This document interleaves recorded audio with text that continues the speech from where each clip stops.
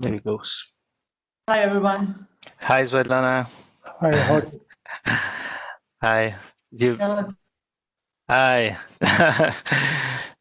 Nice to see you. Not to meet you, but nice to see you. Bruno. Hi, Gianpietro. Hi, Svetlana. How are you? I'm very well, thank you. Very well. So I was just explaining to Svetlana very briefly how we're gonna proceed. You will be able to mute and unmute yourself just clicking on the microphone, the red microphone, but I will be giving you all the floor. I will be managing the PowerPoint. It's one single PowerPoint for everybody. I will put every time you intervene on the screen the slide with your bullet points. Okay, so we will do the 5 interventions, 5 minutes each one. Then we will open a Q&A from the attendees for questions for you as panelists. So we will get maybe a couple of questions.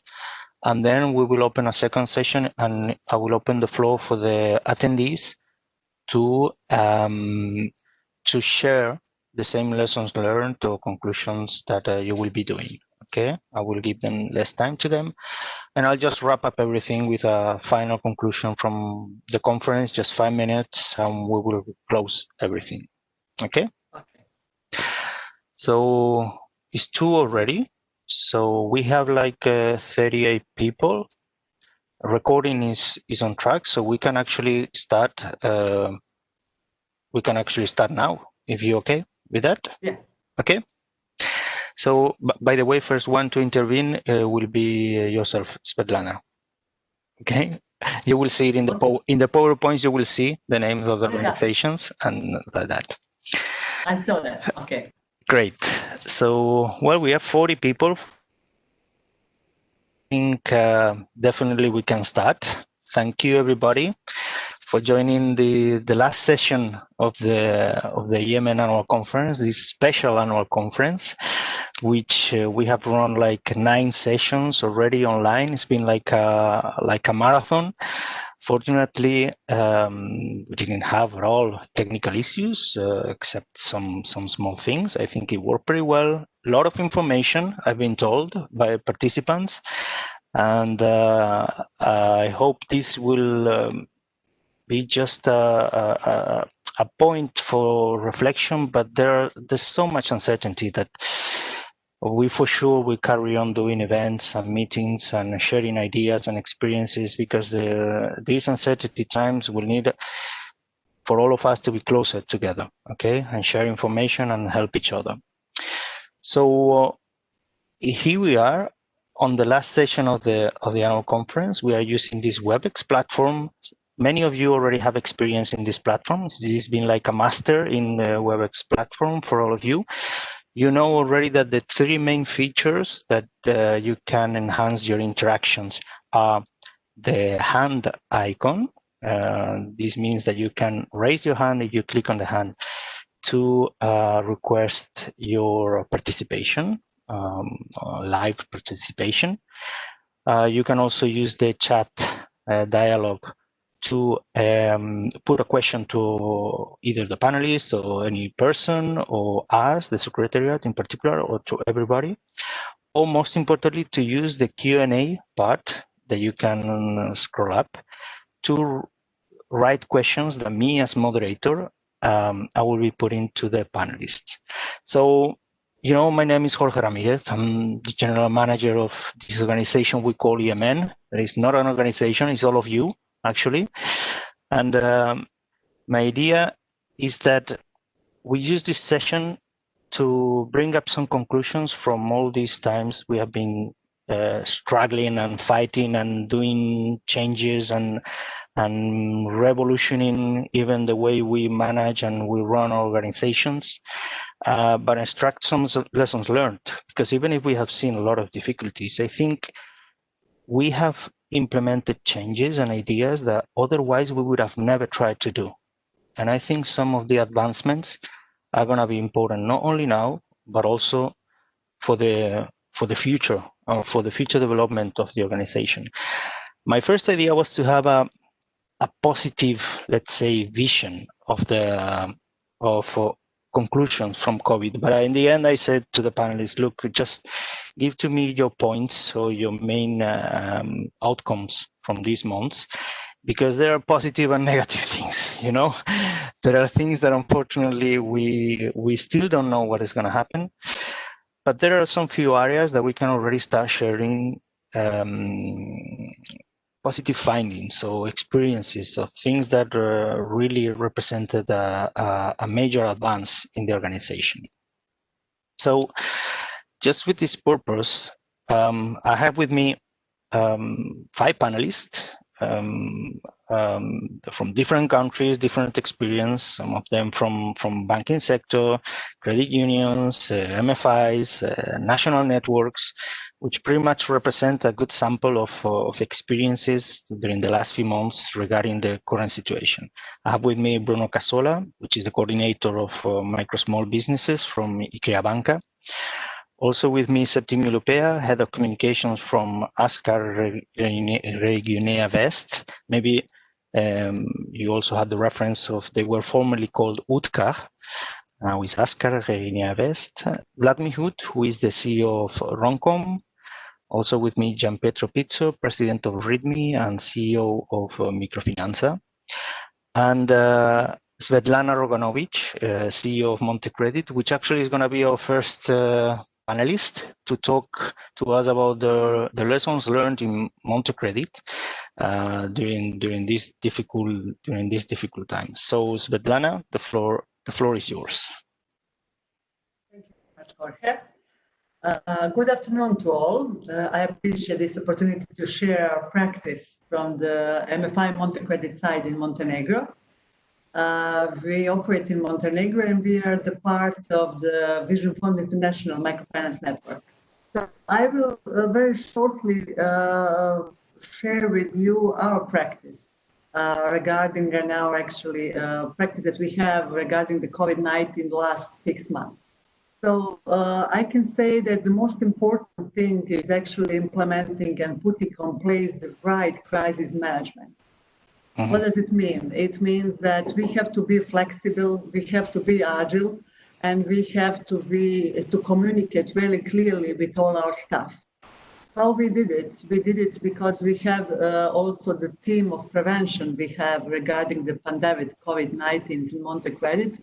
And during that, the team shared all the information and all the measurements regarding that government implemented and that we implemented also as a company from company side.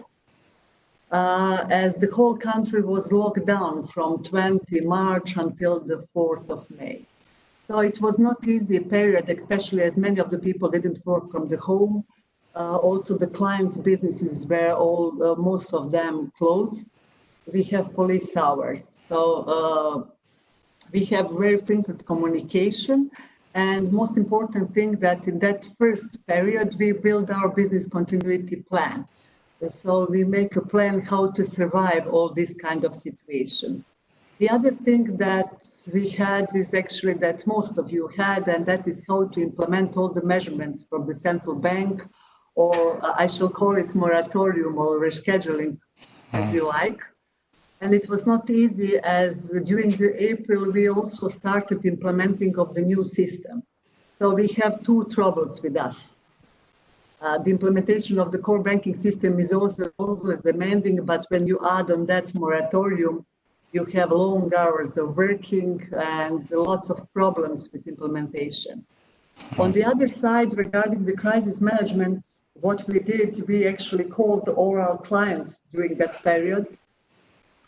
Yes, we couldn't do the collection at all, but we can call them and we can implement the good customer care to see how they are doing, how their families are doing, how their households and their income is impacted, how their businesses are impacted. And from that, we did the segregation of our portfolio for our next action, as we made recovery loan.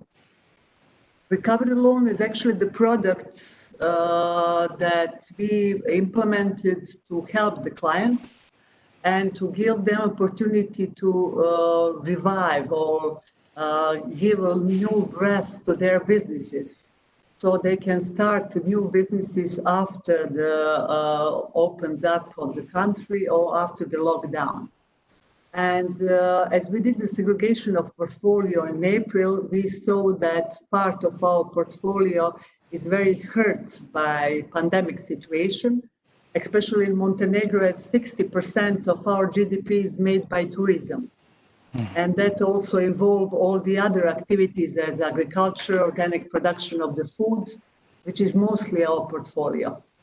So recovery loan was a good tool to support the clients after pandemic. Then we have also the very sensitive issue, which is liquidity, and I'm sure that all the colleagues have the same, and managing liabilities, as most of the due diligence were postponed. But we saw that actually in that kind of situation, the partner's need is a really partner indeed. Luckily for us, we also have support from the Vision Fund International, which is our owner.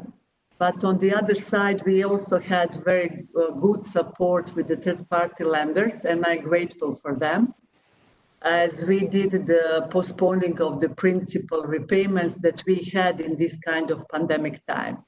So managing liquidity and liabilities was really stressful, but to be honest, the most important thing was actually to build stability in the company, to bring stability, and manage every crisis, separately, step by step. The other thing is that is very crucial, and I'm sure that all my colleagues share the same troubles, is actually strengthening portfolio management after the COVID. What does it include? It includes also the good delinquency management, in which we actually put the tailored approach. So we actually saw client by client what client needs, how he can pay the installments. Is he going to get recovery loan or rescheduling the previous loan? So the tailored approach was the best, because there is no universal solution for everybody. And each of them is so unique of the clients, so they really need a unique solution for everything.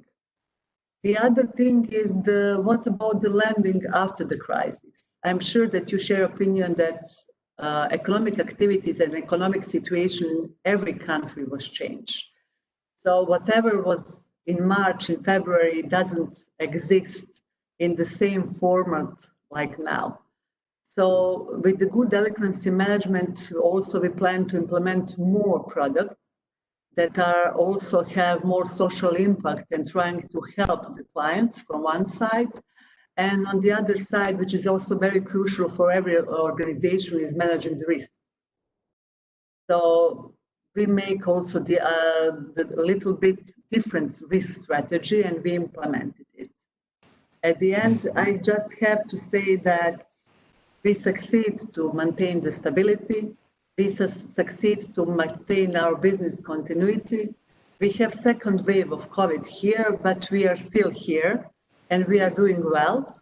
And I think that we learn a lot from this COVID situation, and that is that if we are agile, if we have strength enough, if we support each other enough, that everything can we can put on its place, and everything can be good.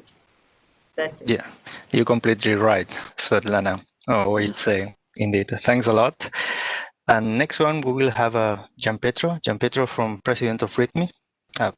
Your floor is yours. Thank you, Jorge. Thank you, everybody. Yeah, I would like to show some principal main elements about what is the situation in terms of Italian microfinance sector. As you know, Italy was the first country, unfortunately, experienced lockdown, and was a very extensive and very hard lockdown. So the effect in terms of real economy was very, very important. In terms of our sector, of course, a moratorium of credits was the main effect, because it was a decision, a public decision. And I think all the institutions try to react and to manage in the best way.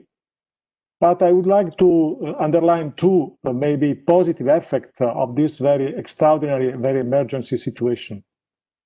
In the first measure adopted by the government in March, was two positively affecting our sector. One is increasing the maximum amount of a loan from 25,000 euro to 40,000 euro.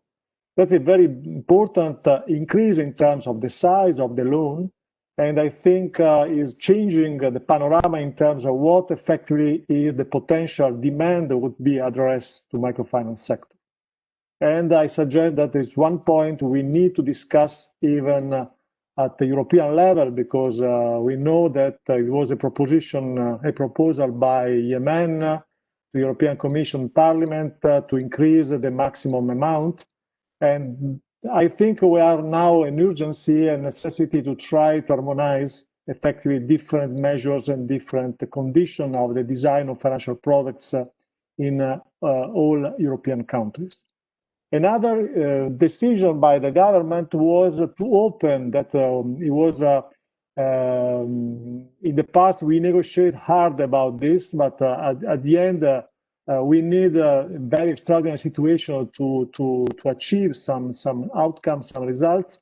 Is now microcredit providers can have access to national fund, guarantee fund, so the possibility to cover their portfolio up to 80% of the guarantee of the portfolio. And on the other side, the possibility even to access to some credit lines provided by banks. And the same credit lines is guaranteed by the National Fund. So in reality, it's clear that we improve the condition for funding on one side, and on the other side, a better management of the risk. I think one of the a structural problem we have as Italian microfinance sector is the capacity to cover and to try to develop and support non-financial services. That is one point of our agenda. We discuss a lot with the EMN or with other partners in Europe. And we think that effectively in this specific situation, and unfortunately, as Jorge said, there is a problem in terms of visibility. What happened tomorrow, after tomorrow, is not clear.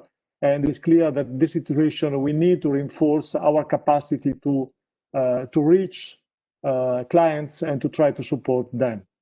In general, in terms of innovation we are trying to discuss, I think it's important to try to invest, to set up new innovative platforms to provide services, financial and non-financial services, because there is a problem in terms of physical access now in some cases.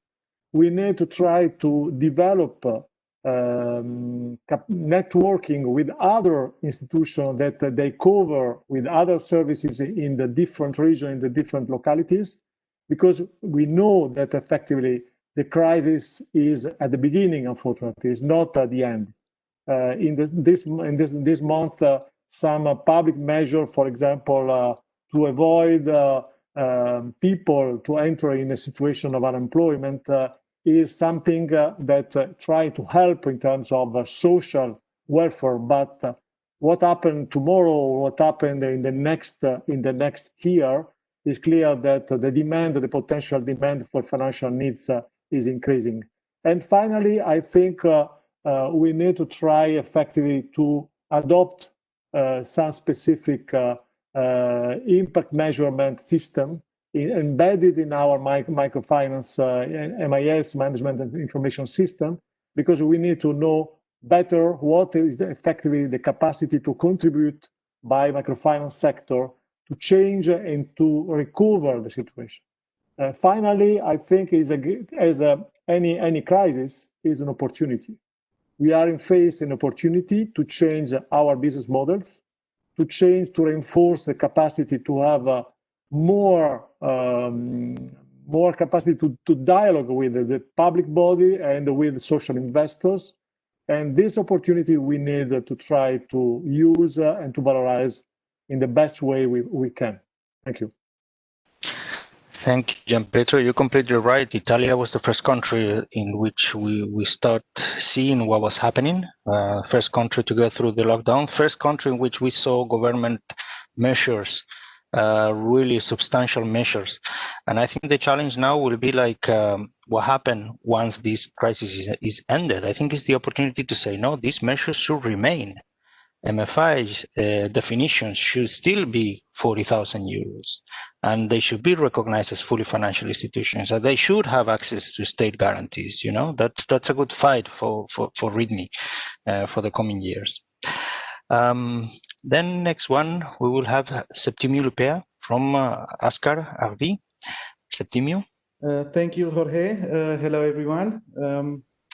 Even if I'm a fervent supporter of digitalization, honestly, I would have preferred that this conference took place as we know it, allowing us to meet in person. However, it is a great honor to be here with you, and let's hope the future will bring us better times. Now, speaking about what we've learned so far, and I will try to be brief as possible, while the anti-COVID policies were officially enforced by the government, our organization made a set of supplementary recommendations to the affiliated institutions in order to deal with the newly established conditions. One of these recommendations was to identify and keep a close relationship with the most vulnerable segment of their members, especially employees working in the sectors which were most affected, such as services, healthcare, retired, old, or poor people. Certain employees were designated to continuously evaluate the needs and the issues members were facing during the emergency situation, and the process continued even after. This new mechanism became part of our current policies, contributing to the build of trust and financial stability for both the members and credit union. Traditionally, our business philosophy focuses on relationship with individuals, and being a member of a credit union means being a part of a family. Thus, the solutions for an individual's financial needs are always, or were always, discussed directly with him face to face. So the current health crisis has forced our management to identify the necessary solutions in order to keep in touch with the member.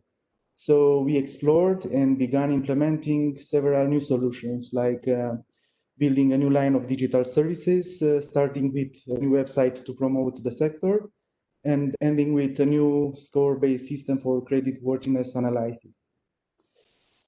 At their turn, the credit unions were forced to protect both their employees and members, so they started to do that by creating new positions in their internal schemes, and the front office staff was trained to work in the back office. The communication tools were extended, new pages, web pages were created, telephone lines were contracted as well, and some credit unions even tried to approach the mobile application environment. We tend to believe that the future is the back office, and the back office staff will represent the core of our business. Of course, the transition cannot be made overnight. Both staff and members have difficulties moving to digital, and obviously all this process will involve a lot of costs, training, time, and effort. As you all know, the current crisis has brought many problems for both the population and financial institutions. But in terms of basic model of this business, the crisis also made progress possible because it's pushing us to modernize and further. Years ago, it was considered that digital world is incompatible with our mission and business model. But today we are establishing new customer-centric products to be offered online or through partner platforms. So I have to mention that a very important support for strengthening our capacity to meet the new challenges came from European Microfinance Network. And by belonging to this network has given us the opportunity to observe, learn and apply ideas that have been tested before by others. And the most recent example was e-signature, a pattern that is mainly based on a concept shared by Adi France during one of the workshops held by EMN. It also allowed us to benefit from and implement best practices promoted by highly competent specialists from the Frankfurt School, MFC, MFR, many of whom are present here right now, I believe. Therefore, I think this is the right moment to say thank you all for all your support, ideas, and good advice. Thank you. Thanks to you, Septimio. I remember we talked several times during the lockdown, during the first lockdown. And one of the things that was most impressive from our members during these first weeks was the amount, the thousands of telephone calls and contacting clients, members. In some MFIs, they even had to redirect all the staff or most of the staff just to contact the clients to have a first-hand feeling about what was happening with the client. So I think we've never done so many phone calls ever as during that time, definitely. Thank you. So I'll give you now, before giving the floor to Bruno, just to remember to all the attendees that just incorporated a bit later, after having these 5 interventions about the lessons learned, we will open a Q&A session. You will be able to use the Q&A part of the platform to write the question to the panelists or to one of the panelists. So we'll pick a couple of them to launch them. So the panelists will have some time to answer, and then we will open the floor for any of you, any of the attendees, also to share your feelings, your lessons learned from all these months. For that, you will only need to click when we open that part on the webinar. On the hand, there's like a small hand in which you can just, it will come up into my screen. So I will give you the floor to also to share, like the rest of the panelists, your experiences during these last few months. So now, yes, definitely, Bruno, the floor is yours. Okay, good afternoon, everyone. Let me first thank Jorge and EMN for their kind invitation. And let's try to find something positive in the current situation. What I find positive is, on the offer side, the growing role of banks. This has started, of course, before the COVID crisis, but just have a look at the EIF list of financial intermediaries that signed an easy agreement, and you will find a lot of banks, commercial banks, cooperative banks, and I think this is positive for the microfinance sector in the sense that it's positive for end beneficiaries that have a wider offer. Banks, of course, do partner with most MFIs in terms of funding, in terms of equity partnerships. That's what we currently do with Permicro, for instance, in Italy. So banks and MFIs should partner more and more, and I think that the crisis is somehow supporting the growing role of banks. Number 2, boosted public support. Well, it has been mentioned the national and supranational public support that MFIs have had in the last months. As you know, EASY is a logo that is quite familiar with most MFIs. Now we have European Guarantee Fund that seems to overcome the EASY and other instruments provided by EIF. I think that new resources to fight unemployment and to promote self-entrepreneurship will be there to support our activity, to financially include people. Unfortunately, I don't see any space for personal microcredit in Europe. This is something I know that EMN is facing with. Then regulation, some positive changes. Gianpietro just mentioned some positive changes we have here in Italy. It was decided to raise the maximum amount for microcredits up to 40,000 euros. And as it has been mentioned already, there is some discussion all in Europe regarding this, as in most Western European countries, it's quite complicated to start up a new business with little money, let's say. And so regulation is there to support microfinance. And once more in Italy, as Pietro already said, but it's good to underline it again. MFIs have now this public guarantee that is supporting them to face with banks, because funding is, of course, fundamental to work, to disburse, and discussion with banks will be easier, hopefully, thanks to this public guarantee too. Then SDGs and sustainability.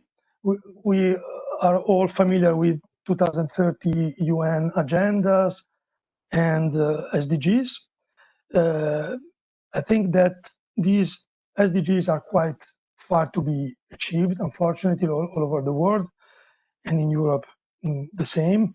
But this is somehow helping the financial sector to play sustainable.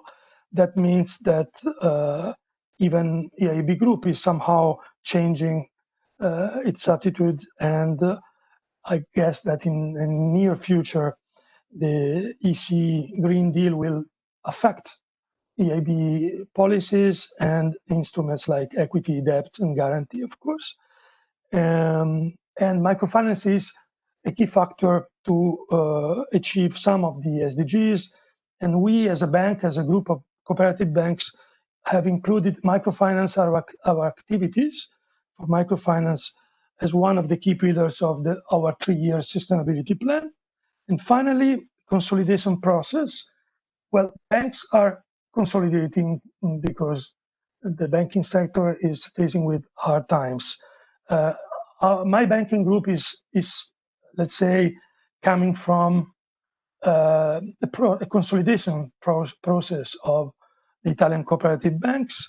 I think it's time to look for some strong, also supranational consolidation process in the microfinance sector, because we know that most MFIs are small and are still facing with profitability for break-even. So I guess COVID should somehow help or force for consolidation. Thank you. Thank you, Bruno. You mentioned actually something very interesting that, regarding the SDGs, the impact in our commitment to fulfill the different SDGs, the agenda. You know actually that if you feel in the mood, just right when we end this webinar, there's another webinar that is going to start straight after. Not from EMN, this is from Kapuczynski Lectures. Is an initiative set up by UNDP and the European Commission. You can check on the website, and you will have you remember from last year the annual conference, Royston Braganza, who is one of the managers of Grameen Bank, and he will be intervening with a full lecture on the impact of SDGs regarding the COVID crisis due to and the microfinance sector. Pretty interesting, just for you to know. If I have the chance, I will write it here in the chat so you can all see the website. And last but not least, we have Vlad Mihut, CEO from Romco. Vlad, the floor is yours. Yeah, thank you, Jorge, and good afternoon, everybody. Here are a couple of lessons that we have learned throughout this period, and I'm going to try to point them briefly and bring some examples as well. The first lesson has been that the COVID crisis has been an opportunity in many respects. I'm thinking about, getting time to think and reflect. I've talked to people saying, hey, for the first time, my schedule opened. I had time to think. I had time to spend with myself. I had time to plan. So that was a good opportunity. It was a good opportunity to restructure and to reorganize internally. I saw that with our clients as well, but also to find creative solutions given the lockdown period and the limitations that we had. We had clients that, for example, used to have restaurants and did not even think about deliveries, and then they were forced to do deliveries because that was the only way for them to continue their business. We ourselves started to think about digital solutions to sign documents. We started experiencing with platforms like DocuSign for email-based signatures and so on. So I think that brought a lot of opportunity. The second lesson that we've learned is that a lot of parties, both our staff, for example, clients or partners, are trying to, or we're trying to hide the lack of performance and lack of results behind COVID. But that's not always the case. COVID is not responsible for everything. So yes, there was lockdown, but there are still things that we can do, that clients can do. We talked about the moratorium imposed by the central banks before, and it was the same in Romania. But when clients applied for the moratorium, in our case, we also asked for their financials, and we saw that many times the problems that they faced were dating way back several months before, when COVID was not in discussion. So we saw that yes, clients were using this opportunity to sort of put under the carpet a lot of mistakes or problems for the past, but COVID was not responsible for everything. Also internally with our staff, some of our staff said, hey, we are not able to disburse as many loans as we planned because of COVID. Okay, I understand that maybe demand is going low a little bit during this period, but you can still be in touch with your clients. You can still communicate, I don't know, call your clients, ask for references, see what are the sectors that are working. So there are things that you can do throughout this period. Then the issue of communication that was mentioned by my colleagues as well. When the lockdown started, we did the same as many of the organizations that are part of this panel and that are listening to us. Basically, we started calling each client individually to see what are the issues they are facing, how we can be of any assistance to them, whether they need to reschedule their payments or other services that they may need, and that we could either provide or connect them with providers of such services. Also internally, and this has been our experience, because we are a rather small organization, about 15 people on staff in total, communicating on a day-to-day basis because of the rapid changing environment brought us closer together. It was like in the family when kids are fighting on a day-to-day basis, but when they have a common enemy, everybody gets together and they are one big happy family. So it was the same with us. It brought us closer together, and also with the clients, communicating clear and transparently enhanced the relationship and made that relationship stronger. Last but not least, this rapid changing environment taught us to think rather short term, and then for the long term, use various scenarios, risk analysis, risk scenarios, and so on. Yeah, we do have a 5-year plan that we presented to our investors and financiers and EIF and so on, but throughout this period, we're happy to be able to see what's going to be this month, maybe within 3 months, and then for next year. And I have a board meeting upcoming next week for next year, just talking scenarios, and then weigh the probabilities of each scenario and the different alternatives and the different approaches you can take based on the scenario that is happening. So this is what we've learned throughout this period in a nutshell. Thank you. Thank you, Vlad. You're completely right. It requires a lot of communication, a lot of meetings. I've never experienced so many board meetings in EMN than during the lockdown. It was, of course, all of them online, but since the information was being updated day after day and conditions were changing after every week, practically, we needed to react on them. And actually, this points to one of the questions that has been launched by Eddie Siman. Eddie says, since the crisis has been global, has there been any efforts to find solutions or collaborate with neighbor countries and entities, especially outside Europe? Is cross-continental cooperation potentially possible or helpful at all? Actually, I can answer myself, but if you want to then add anything, from the side of EMN, actually, most of the actions we are doing are implemented on a scope wider than Europe. Because indeed, Eddie is completely right. This is a global crisis.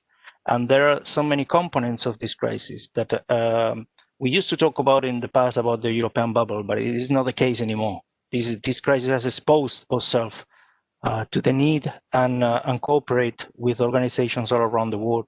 For instance, EMN now is in a program with JP Morgan that is providing technical assistance services to 6 MFIs. 3 of them are from Europe, and the 3 other are in Latin America and Africa. And actually, this is going to be very helpful to exchange experiences between MFIs from outside Europe and inside Europe, because the problems are in many cases the same. Also, we've been involved in a pledge that was signed by the main investors, the main MIVs in worldwide, about a pledge that it's taking the principles about how to move ahead during the coming months regarding increasing transparency between the different stakeholders, etc., doing regular surveys among the clients and sharing the information that has proved to work very well. So actually, absolutely yes, international cooperation, this crisis is breaking boundaries in that respect, okay? Not only at network level, but also as you, as individual actors, will probably find yourselves that you can find solutions that may be in places that you never worked with before. Okay. Yeah. Gianpietro. Yeah, Jorge. I would like to underline 2 points. One is clear that we need to have a wider vision about the process, about the future. And I think, yes, of course, we need more cooperation, more networking, more capacity to identify good and best practices. But I think on the other side, there is maybe a challenge in terms of the capacity to design new financial products. Because after this crisis, many sectors, many activities as we conceived until now, for example, tourism or I don't know, even agriculture, because in the last time it's clear that the shorter value chain is more interesting and more rentable than before. And so we need to try to have the capacity to identify how the economy, the real economy is moving and how we can match and accompany with financial services. On the other side, we need to try to be more efficient, more performing in terms of non-financial services in general, using IT platform, trying to accompany and to monitoring very well the information, because I'm fear about the over-indebtedness that this crisis could be produced. So people, the fragile people, part of an employment in Europe and worldwide that is resting there after the crisis of 2008 is now. I'm scared that there could be a new wave, a new important wave. So how we can effectively match and we can try to give our support to face this situation. Finally, a very specific situation in Italy, we try to cooperate and to establish a new cooperation, new collaboration with a financial institution, foundation are providing financial products for people over in debt, in particular in the circuit of usury. Prevention, to prevent and to fight against usury is part of financial inclusion, is part of our capacity to reconstruct a good real economy able to have not only sustainable economic sustainability, but as we said before, social, environmental, and in general, new dimension that could be valuable for our future.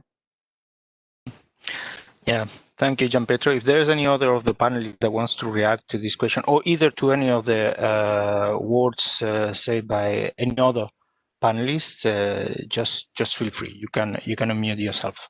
Yeah, maybe just a short comment from myself. One of the things that we've done throughout this period was to have informal bi-weekly meetings with CEOs of other MFIs in Moldova, Ukraine, and the US, just to go in various territories and share from the various experiences that we have had. That, of course, is besides the information from the EMN, MFC, the microfinance network in Romania, and so on. But just to have such informal web gatherings and try to learn from each other with that express purpose. Yeah, you're right. Actually, when I mentioned before about this amount of EMN boards that we had in the last few months, we used to call them informal board meetings because we can organize them much quicker, but we just, it was very useful to have like a catch up, you know, about the recent developments. So we didn't used to go with minutes and with all these calling everybody and things like that. So actually, this is a good experience. So I think we're gonna go to a part that I'm really interested on. You know, if any of the attendees want also to share a little bit, you can have a couple of minutes to share your experience during the last few months and your lessons learned. In order to do that, you only have to click on the hand that you will find in the display in which you have all the attendees, panelists, etc. There's like a small hand. If you click over there, it will come up into my screen. I can give you the floor to share with us for a couple of minutes also your thoughts or your respective lessons learned. Come on, I see some people actually, if they don't raise the hand, I'm gonna bring them in. So you better do it. I see I can control the list. So I see all colleagues from Microfinance Ireland around, also Erste Bank and friends from the sector. So anyone volunteering?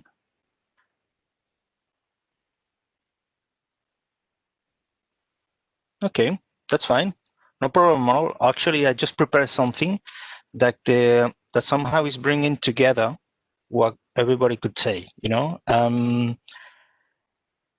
Just the closing remarks about the not only about these 3 days, but about the last few months. You know, when the lockdown starting by Italy and then moving to all European countries and all around the world, started in March, we quickly started giving phone calls to the members.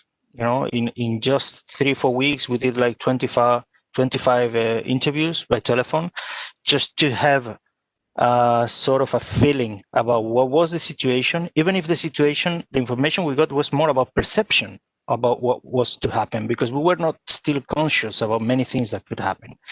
But we needed this information for 2 things. First of all, to inform the main stakeholders of the sector about the situation and estimation of the impact, and also for EMN to start preparing our activities, our services, our different way of providing our help, more adapted to the new reality. Okay, so that was pretty quick. We did it in 4 weeks. We had, like, as I said, 25 interviews, and from then we extracted these conclusions. It is important that you put yourself in mind about, we were on the first weeks of the lockdown.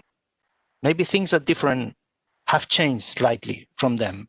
Some things for the worse, some things for the best, but just, it is like an exercise to come back in time to March, April from this year. So we saw that, first of all, most important thing was the people component. Okay, we are all human beings at the end. And first reaction, and most important from the MFIs, it was about the health issues regarding us, you know, the people, the staff mostly. So everybody was working from home. If not, they were setting up platforms to try to facilitate working from home, reorganizing the teams, using cloud share systems, crisis management teams, which is something that Svetlana has already mentioned also, and all of you probably had to implement that. Sanitary equipment, EGN rules, reduction even of agency hours, and even eventually the closure, which came afterwards.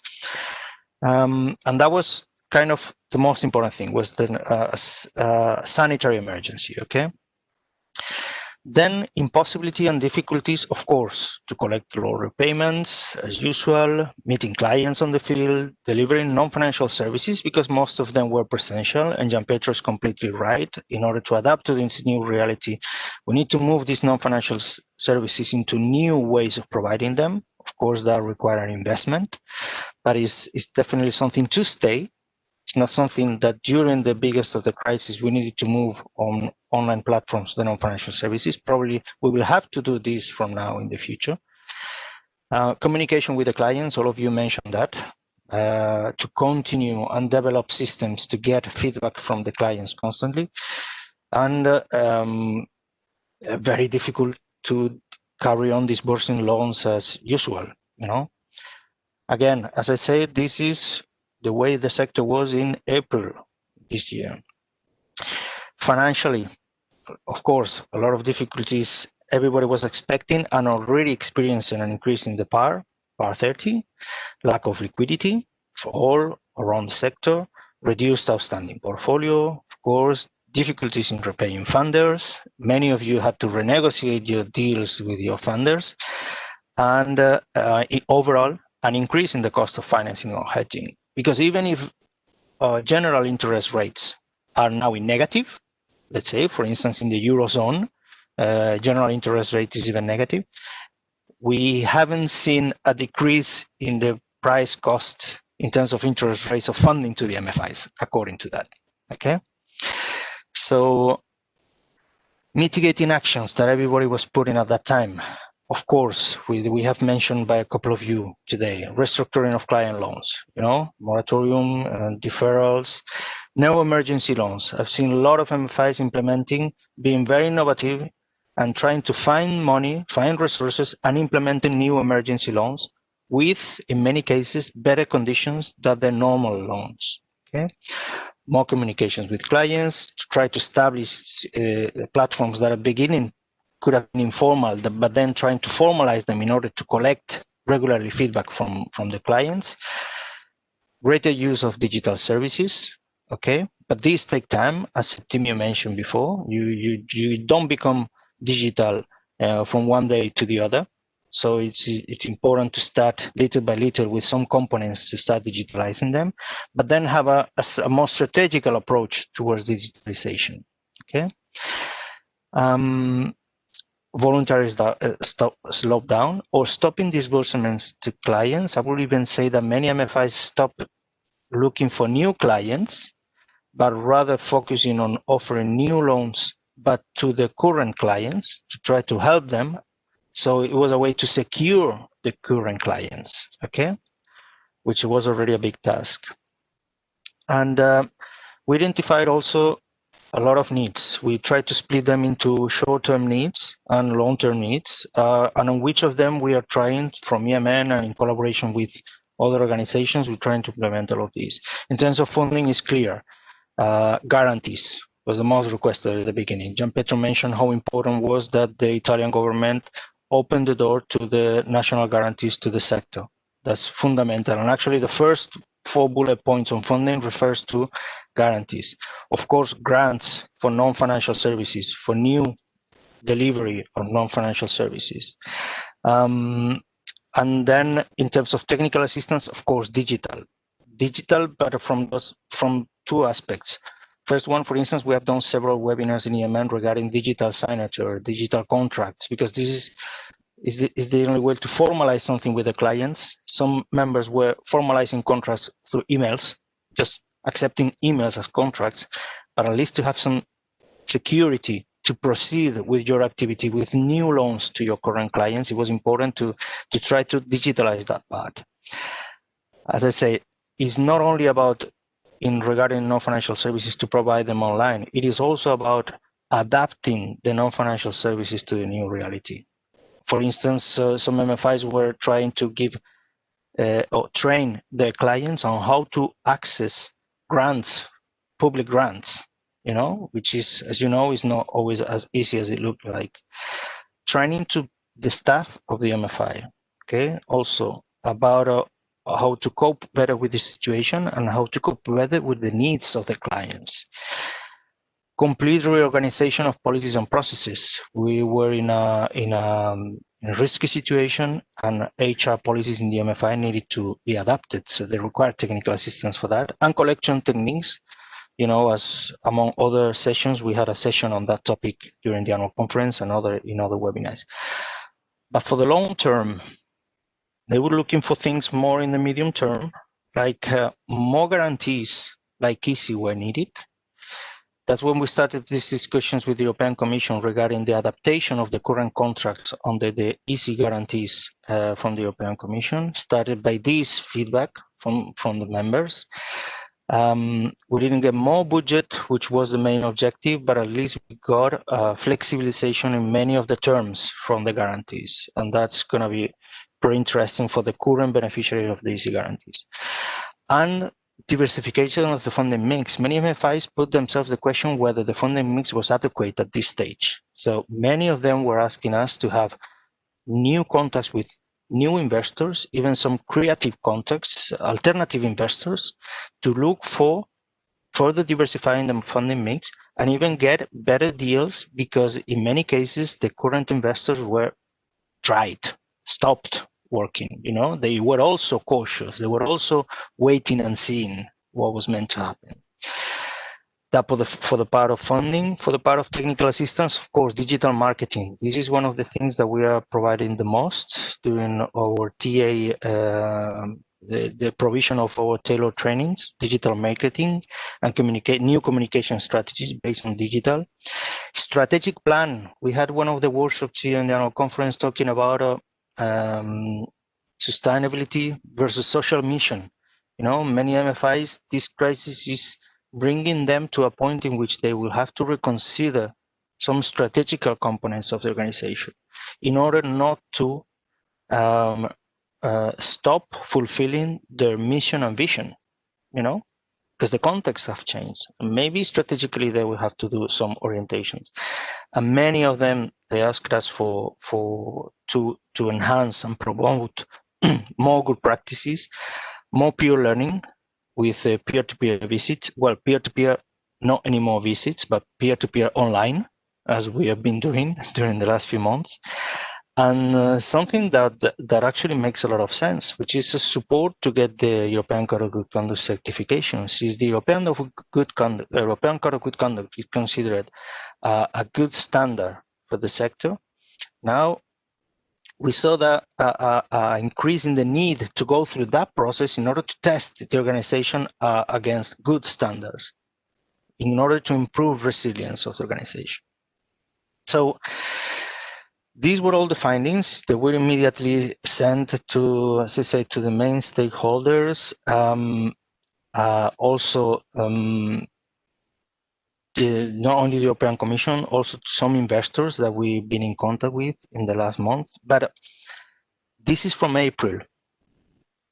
I think one of the reflections we can take on from this conference and from this last workshop is, have actually things substantially changed since then? What I've been saying these last 5 minutes was the situation in April. What I've heard from you is pretty similar, but you can see some advancements for the good and for the bad. And the thing is that we need to keep following on that.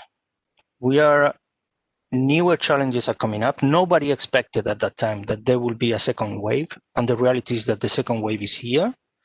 It's different because nobody's expecting full national lockdowns, but partial lockdowns are happening, are spreading in specific cities, in specific areas, for specific sectors.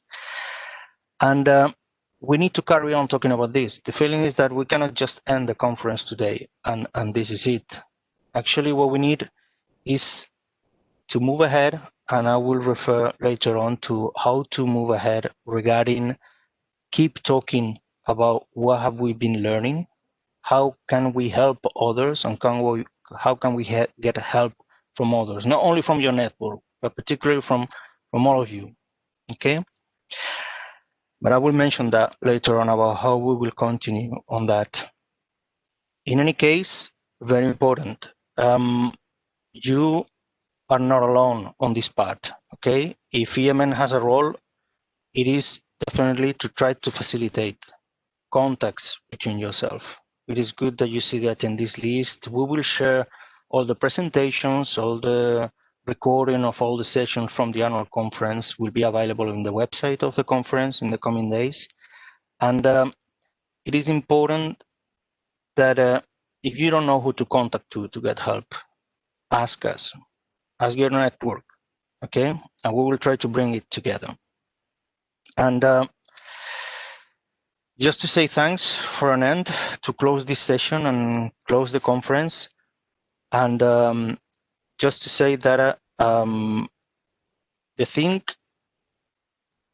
is that we would have never done this conference without the implication of all the partners that we got involved with.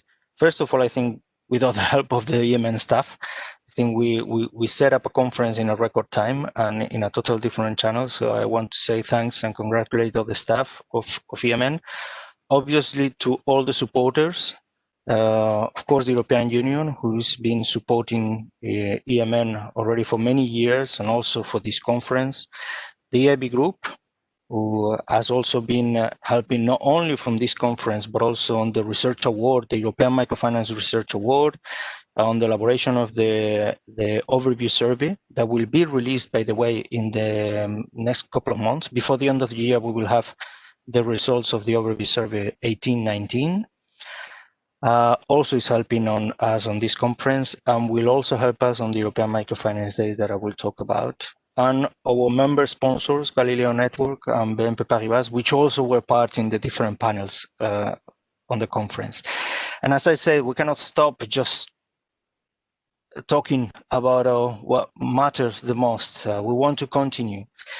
The idea is in just a couple of weeks, on the 29th of October, we will do the kickoff event. It will be, of course, an online event to launch the 6th European Microfinance Day.